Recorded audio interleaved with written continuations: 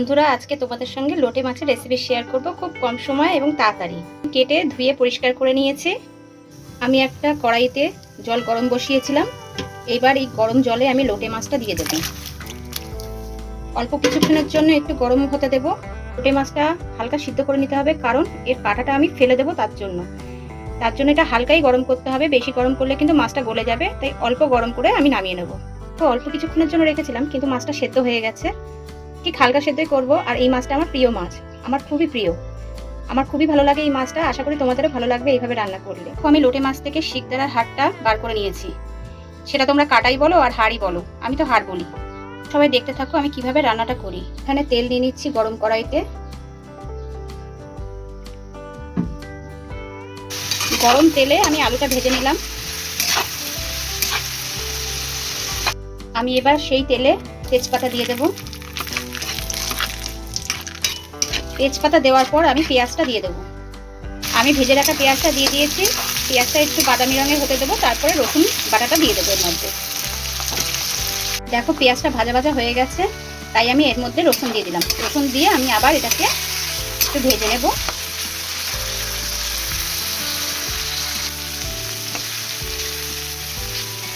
রসুন আর পেঁয়াজটা হালকা ভাজা ভাজা হয়ে যাওয়ার পর আমি এখানে দিয়ে দিয়েছি আদা বাটা আর লঙ্কা কুচি, দিয়ে আমি আবার ভালো করে নাড়িয়ে নেব।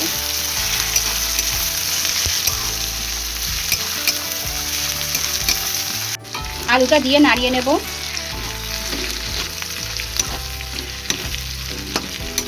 এবার আমি এর মধ্যে দিয়ে দেব লঙ্কার গুঁড়ো। এখানে 1.5 চামচ লঙ্কার গুঁড়ো নিলাম। নুন দিলাম আর দিলাম হলুদ গুঁড়ো। এবার আমি ভালো করে নাড়িয়ে নেব। নাড়িয়ে নিয়ে লোটে মাছটা দিয়ে দেবো এর মধ্যে। লোটে মাছটা আমি দিয়ে দিয়েছি। এবার লোটে মাছটা আমি বেশ অনেকক্ষণ নাড়িয়ে নেব, নাড়িয়ে শুকনো শুকনো করব।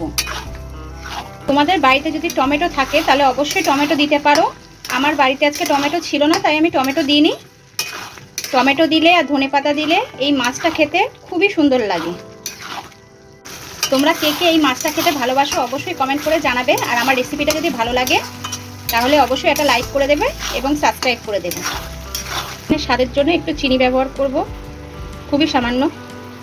আর অল্প এখানে জিরের গুঁড়ো অ্যাড করছি। দেখো এখানে অনেকটাই শুকনো হয়ে এসেছে মাছটা, তবে এটা নাড়াতে থাকতে হবে, নাহলে ধরা লেগে যাবে। আমি ভালো করে এটাকে নাড়িয়ে নিচ্ছি, আরও শুকনো করতে হবে, নাহলে খেতে অত ভালো লাগবে না।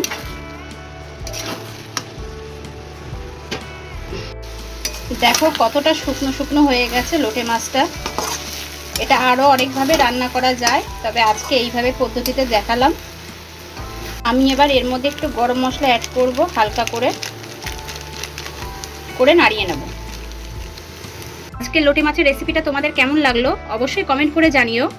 আর যদি তোমাদের কাছে ধনেপাতা থাকে তাহলে ধনেপাতার কুচি অবশ্যই দেবে, কারণ ধনেপাতার কুচি দিলে এই ডিশটা খুবই সুন্দর লাগে। দেখা হচ্ছে তোমাদের সঙ্গে পরের ভিডিওতে নতুন কোনো রেসিপি নিয়ে। ততক্ষণের জন্য টাটা, সবাই ভালো থেকো।